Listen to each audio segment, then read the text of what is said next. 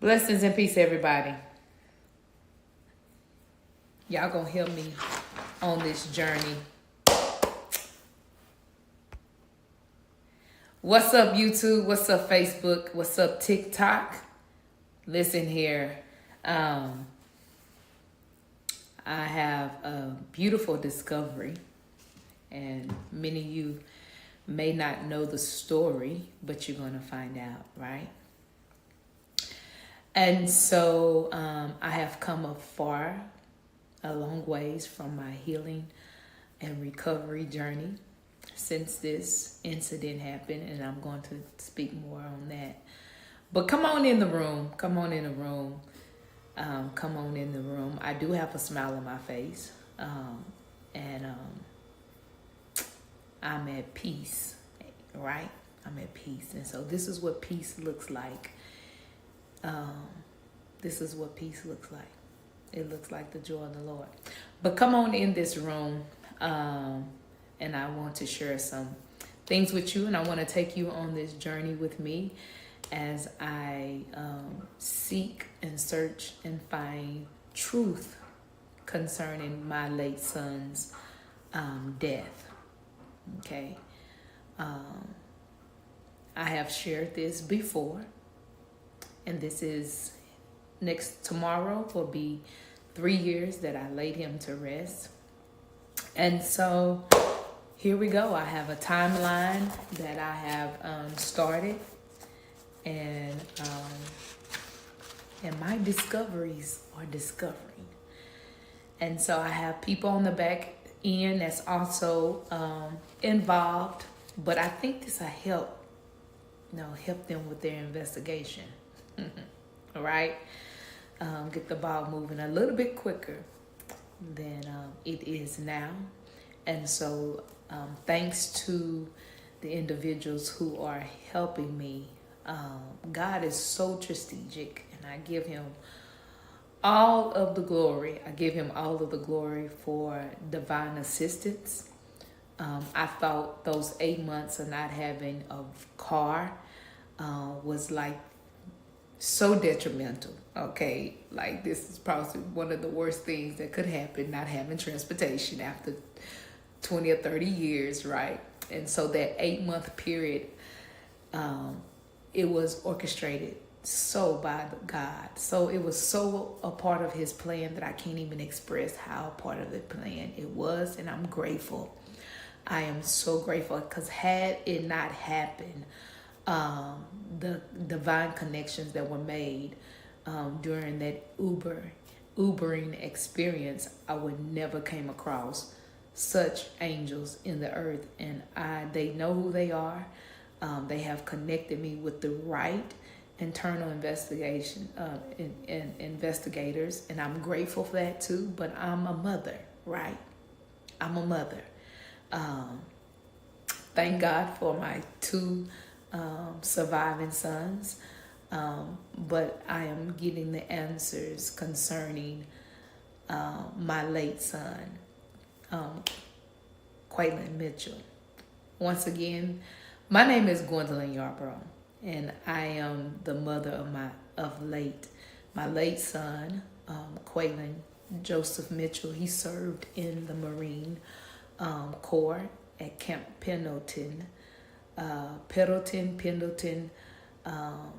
in California. And 3 years ago tomorrow, which is why I titled this 3 years ago tomorrow, because tomorrow is my grandmother's birthday, and it's still a day of celebration. Regardless, it's still a day of uplifting and empowerment and of love. And so I wanted to do this today, right? Because I'm celebrating her on tomorrow. My son is laid to rest, and I don't believe in celebrating the dead, and I'm not celebrating the dead. He lived an awesome life, a beautiful life, a fulfilled life, and I'm grateful for the time we shared together, right? I'm grateful for that. However, I am seeking truth, right? I am seeking truth.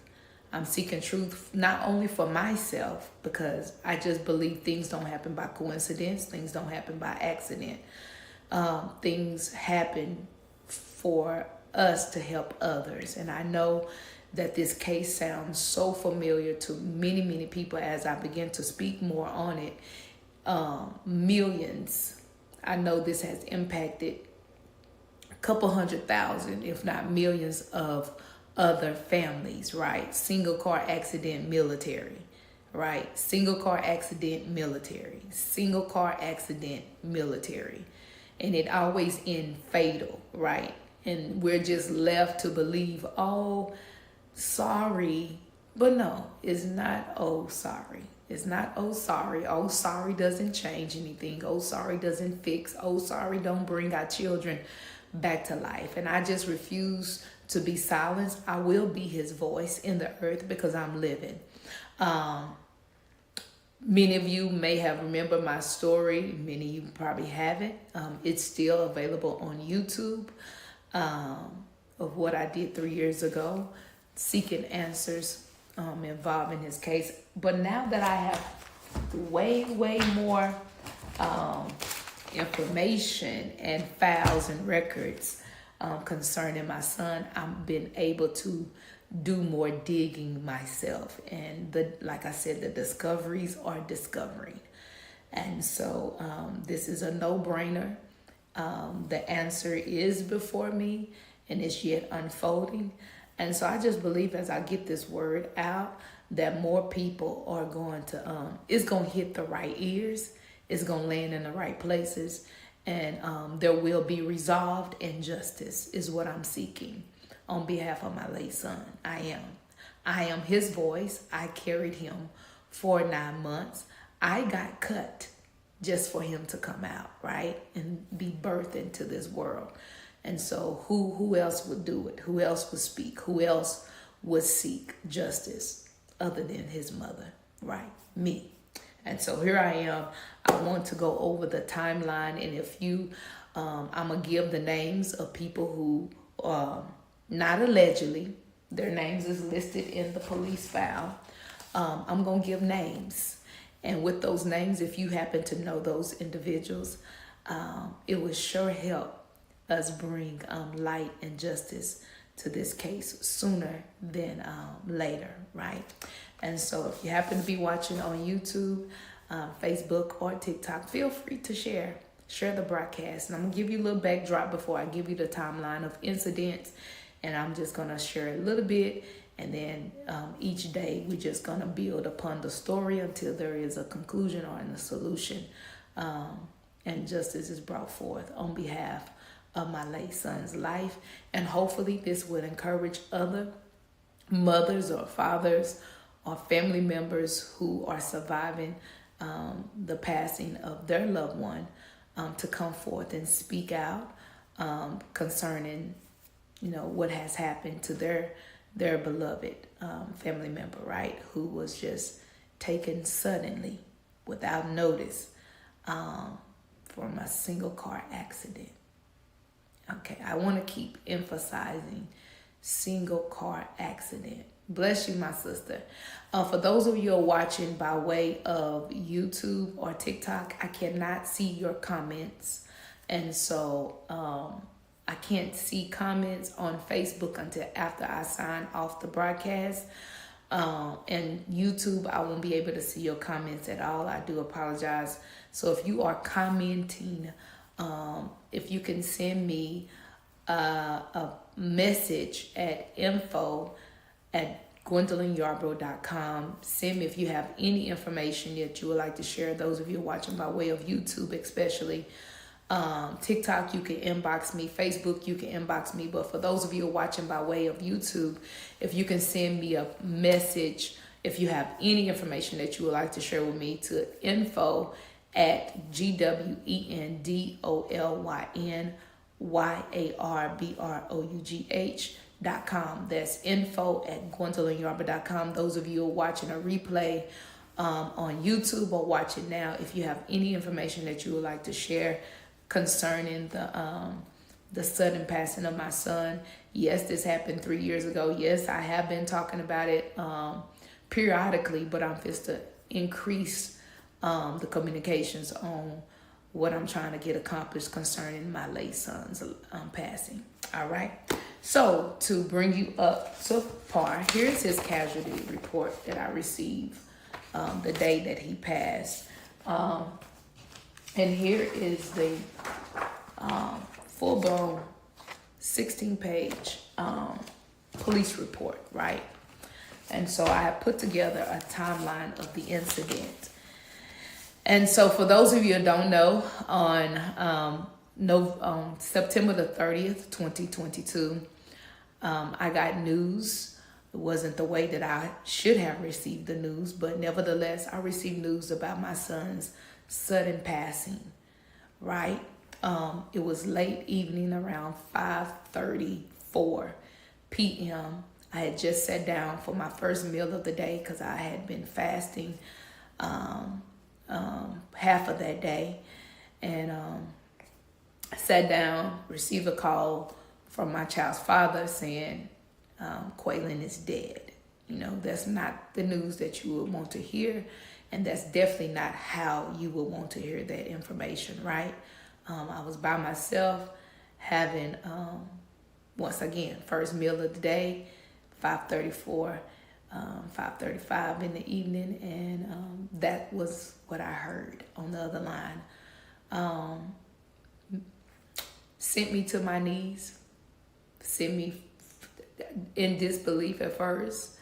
And so later, about maybe an hour and a half later, I received a formal call from the military asking where my location was because they had news to share with me, and I told them I had already heard it, right? Not how I was supposed to hear it once again, but I had already heard. Unfortunately, when I heard it, I was alone. Unfortunately, when I heard it, there was no one there to console me, no one there to comfort me. There was no, my mother was in Georgia. My closest family member was an hour away, which was my sister in Arlington, my grandmother in East Texas, as well as my other two children. And so, hey, I'm just out in Plano by myself. And so I called my mom and I told my mom the news, right? And she, of course, you know, was devastated as well. Was trying to speak life back into me because I was literally faint. I remember that day, and I don't wish that upon anybody, right? I don't ever wish that on anybody. It was indescribable. The whole start to finish was indescribable. I'm grateful for Prophet Emmanuel, who also spoke into my life and encouraged me to go to my office and just pray. Go to my office, which my office was in walking distance. So I remember going to my office. How I drove there, only the grace of God. I remember just kneeling down in my chair. And I said, Lord, I know you are the same God who raises the dead. I've seen you raise the dead. If it is not my son's time to go, I believe you to raise him from the dead. But if he's okay and at peace with you, show me a sign. Give me peace about all that is going on, right? This was a Friday evening. I had church that night. And as I told and communicated with the officers, military, police, I said, you can come to the church. Meet me at the church. And they did. And that's when they handed me, after they told me the news again, for the second time, I received his formal casualty report. And of course, brand new, you're not really trying to dig and get answers. You really trying to make sense of everything that's happening so fast, right? And so that's what I have been doing for the past 3 years, making sense of everything that has transpired. Not just his death, but how his death was handled. That's neither here or there. But it's just so many so many components to all that I experienced from my son's passing that I'm just going to stay focused on getting the answers as to who did it. It doesn't matter why, because it's demonic, right? But who did it? Who did it? It was more than one person who did it. But who did this? You know, you did it out of jealousy and spite. You did it out of evil and wickedness in the heart. So I already got the why down. It's just who. I have the location down where that is done. How it was done. I have that answer. But who did this is what I'm seeking help for from everyone that's watching. Once again, I am giving you discoveries on my late son's passing. It's been 3 years tomorrow that I received the news of his sudden passing by a single car accident. And so I'm just giving you a up-to-date speed on what's going on, and I have a timeline, and I will be needing your assistance, right? I have learned that, you know, social media is great investigators, okay? They will help you get down to the bottom of everything. And if nothing else, hopefully this reaches a major news platform, CNN, Fox, I don't care. Good Morning America, we can do it all, okay? To get the word out and get truth and justice for me and my family, okay? And on behalf of my late son. And so back up to part, they tell me, oh, he passed by a single car accident, which is listed on the casualty report. It is. Collided with a tree. You know, being someone that collided with two trees going 90 miles an hour, and I was nowhere near the physical caliber of my son, who was 6'3" and almost 200 pounds. When I hit two trees going 85 miles an hour, I was at 125, right?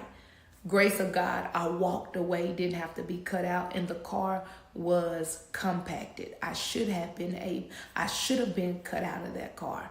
I should have been broken and beat up. Bones I should have, if you saw the conditions of that car, but I didn't. The angels of the Lord pulled me out of that car, and I know they did. Jaws of life did not cut me out. And I just remember once I exited that vehicle, I began to give God the glory and praise, because I knew it was a God thing, right? Supernatural happenings. But back to my son. Here they're saying, according to the casualty report and the police report, that on September the 30th at 1:50 a.m. time of death reported was cause of accident. It was a fatal accident. And as I was saying that no way. Now I'm trying to stay in line and so y'all can follow this. However, I received this report on the 30th, right? That Friday night around 9 p.m. is when I received this report. But the time of death was at 1:50 a.m. in the morning. That means from 1:50 a.m. to 9 p.m. 2, 3, 4, 5, 6, 7, 8, 9, 8 hours before I was even notified officially. Huge error. Huge error. One, what are you covering up? What are you hiding? What took you so long to notify the mother? What took you so long to call my phone? Let me know that my son was pronounced dead at 1:50 a.m. and I wasn't notified and handed this report until 9-something p.m. in the evening. Okay, let's continue. I received his casualty report about 3 months ago. I don't even think it's been 3 months, maybe 2. So here's his 16-page traffic crash report, right? And as I am matching my timeline to what I received from the military, the report was taken a month and a day later. The report was not assessed until October the 31st, 2022.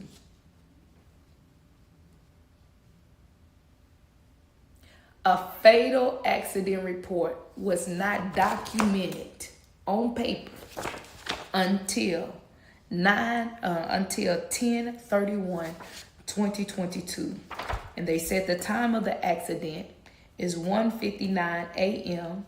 It was westbound on highway SR 78.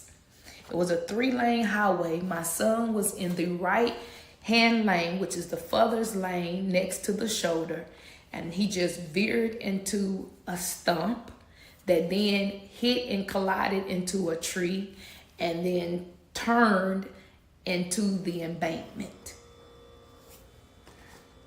I have several problems with that because the inconsistencies are inconsistent. They're just inconsistent. They said it was major damage done to the front and back of the car, and it had to be towed. They reported that there was no violations other than the violation of an unsafe turn lane change. What in the world would make an individual just decide to run off the road who was not intoxicated, according to autopsy, was not under the influence of any type of drug, according to the autopsy, was driving safe speeds, and the weather conditions were nice, according to the police report? And there was the vehicle was not defected. It means it was perfectly running vehicle. It wasn't like the brakes messed up. There was steering issues. There was not any notated issues of the car needing, an alignment or no mechanical errors, right? No mechanical defects. Just a decent vehicle, a well-maintained vehicle, right? And it just decides to veer right on a straight path, according to the police report. And so they alleged that he hit the tree, but it was not marked that he hit it head on.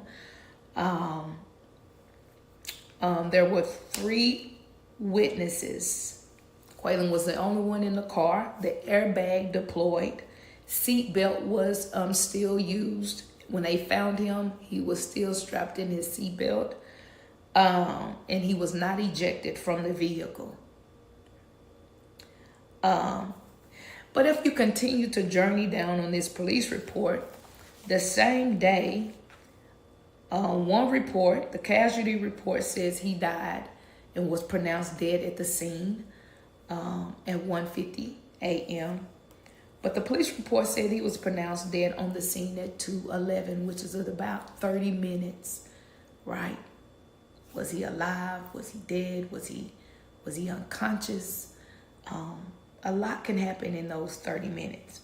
However, there were 4 witnesses on the scene.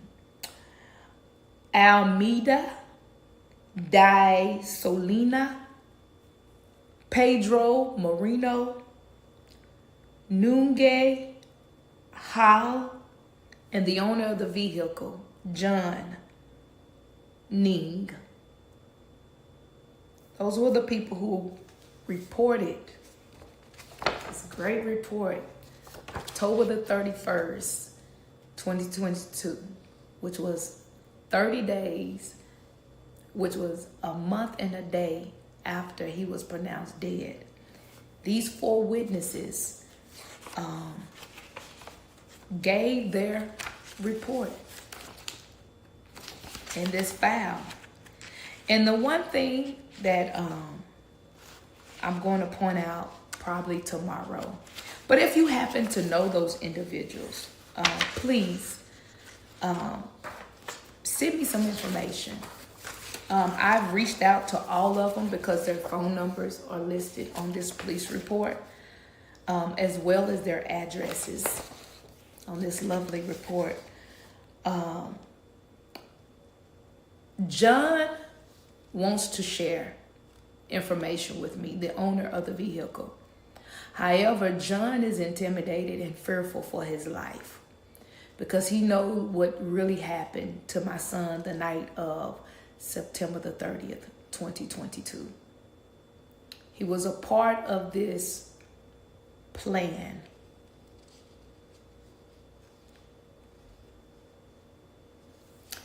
No one was in the car other than my son. These witnesses are the people who are documented in this report that actually called 911 the day my son was pronounced dead on the scene. I will go into that tomorrow. I'm just setting up the timeline today and giving you an idea of what has been discovered. He hit the stump, then the tree, but it was not head on. So how was it fatal is a question. The positioning of the car, how is that possible when the embankment is supposed to keep you from going over? And if he went over, it's a lot of questions, right? How did the individuals able to report what they reported in this file if you couldn't see the car because it had crossed over the embankment, right? Okay. Then on this same report, I have that dispatch was called on September the 29th, which would have been the day before he was pronounced dead. On this report, right? This legal binding document says on September the 29th, let me go to that page so I can read it.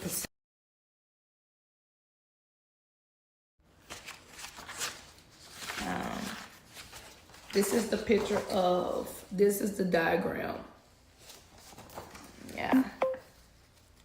A little stump that then ran into a tree. You know, y'all see that little stump, like he ran off the road into this little tree, to the stump, and then head on into the tree. But it's not documented that it was a head-on collision after he hit the stump. And then after he hit the stump, according to this diagram, that's the stump. And then they missed this part, saying that he ran into the tree. And somehow, when he ran head on into the tree, he's over the embankment.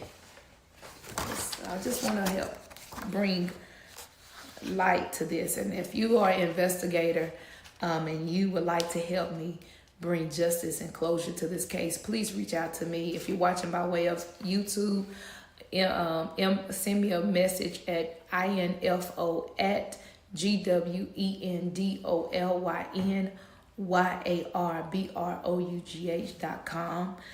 Please send me an email and let's connect. If you're watching by way of TikTok or Facebook, you can send me a private message.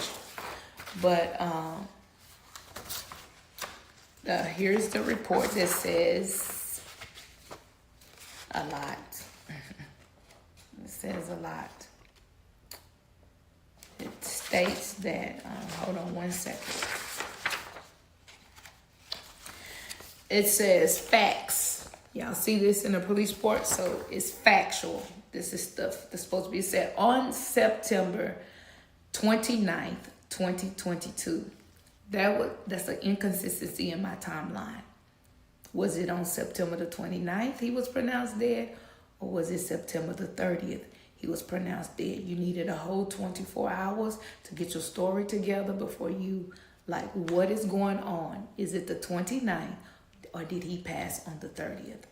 It said on September the 29th, 2022 at approximately 1:50, I received a radio call from CHP Dispatch of a solo single vehicle traffic collision with an ambulance responding. I responded from another call at I-5 northbound, north of Las Plagas Road. and arrived on scene at 2:32 in the morning. Mind you, this is the same officer, Officer Jeffrey C.Q. Pedersen, badge 021698. So you know I'm not making this up. And he dated this report, time of incident, 9/30/22. It was reviewed, right? The inconsistency that I have is, if my son was pronounced dead on the scene by you at 1:50, how is it that you didn't arrive on the scene until 2:32 in the morning the day before? What is going on? The file was reviewed by his chief, Robert Smitty, badge number 017789 on 10/31/22. That means this was verified. This is a verified document. Once again, I'm going to leave you with that. I want to give you the names of the individuals again. And if you happen to know these people who are in the San Diego region, who are serving for the United States Marine Corps, please reach out to me. Send me an inbox or email me, info@gwendolyn.com, GWENDOLYNYARBROUGH.com. The first witness that called 911, her name is Diocelina, Diocelina Almeida, Almeda. She is approximately 32 years old. The second witness on the scene was Pedro Moreno, Pedor Moreno, Moreno. He's approximately 62 years old. The owner of the vehicle, who is John Nguyen, John, last name Nguyen. And then the last witness was Nguwe, Ngwe, last name Hales, I guess, HLA, and he's approximately 23 years old. If you happen to know these individuals that had eyewitness encounter to what happened at the time of my son's passing, I would love for you to connect them to me, and maybe they can tell the truth as to actually what really happened concerning the night of my son's passing. Once again, the conditions of the road were perfect according to this document. And it's a lot. I just gave you the first few pages. Tomorrow, I'm gonna go over the statements of these individuals that were made according to this police report. And once again, if you have any information that you would like to share, if you know anything that happened that night, if you happened to be, northbound of Highway SR 78, coming from the military post or to the military post, please give me information, because the math is not mathing, and I am an intentional mother seeking justice on behalf of my late son, as well as I have other people who are helping me put the pieces of the puzzle together.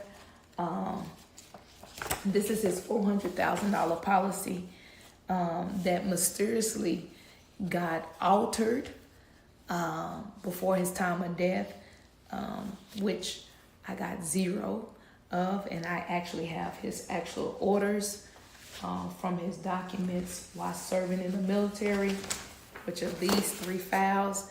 that clearly states that I was supposed to get half of his benefits. And so I have a major investigation. If you are an attorney and you would like to help me pro bono, please feel free to reach out to me. I have all the documents that you need that will make this case very successful. Very successful. And I am seeking your help with justice for me and my late son. Again, if you know those individuals of the names that I listed, if you're a family member to them, if you are a friend, or are you classmate, neighborhood, feel free, please contact me, inbox me, Facebook, inbox me, TikTok, or send me an email at info@gwendolyn.com. Once again, the timeline is not adding up. I have 2 different dates, 3 different times. Yes, only John I have looked up. I actually have texted all them, the witnesses, in a group, and Mrs. I think her name is the first lady I called, Solina, was very, very arrogant, cocky, and disrespectful in that transcript. And I believe I still have it saved in my phone. For some reason, she thought this was a joke. It was a game. And I clearly stated that I'm his mother seeking answers. She was the only one out of the 4 people. Well, she was the second one out of the 4 people to respond. Once again, John knows a lot of information. However, he has reached out to me twice, but he only left a message saying that he wanted to share. He had information, but then when we actually talked, he was reluctant to speak, and I get it, because, in the military, you got this code, right? Well, when somebody's life is taken, your code is void, right? You're now integral. You're not trustworthy. You're supposed to be serving our country, right? And this is the type of people that is serving in our military. My son is not the first. He won't be the last. But I pray that we can bring some type of resolve to other families who have lost their child to a single car accident, and they just have not fought to get the answers because they just feel like it's not worth it because you're going up against such a great entity. But I have the greater on my side, and his name is Jesus Christ. And I do not fear. I will not live in fear. I am seeking truth. I'm seeking answers as a mother should. And so send me the names. I'll look them up and their age. Thank you so much. I sure will. Thank you so very much. And so this is my thing. Many people look at me and say, "Oh, you so strong." But I promise you, it's the strength of God. I promise you, it's not in my own self. If I did not know the Lord, if I was not in fellowship with him, there would be no way I can look at you in this camera straight face without not a tear in my eye while I give you such gross happenings of what happened to my son. He had just turned 21 3 months prior, just freshly 21, had just got a full ride athletic scholarship to a private university, Southern California University in California. Very bright future. He was doing so well. He had put in 2 weeks prior to becoming a sniper for the Marines, according to his captain who came to this celebration of life. He testified that he would surely be one of the 1% that definitely would have made it. So there is a lot of probable cause, and there is a lot of a reason to believe that my son was targeted because of all these great things that he was doing and being part of less than 4% of an African American serving in the Marines.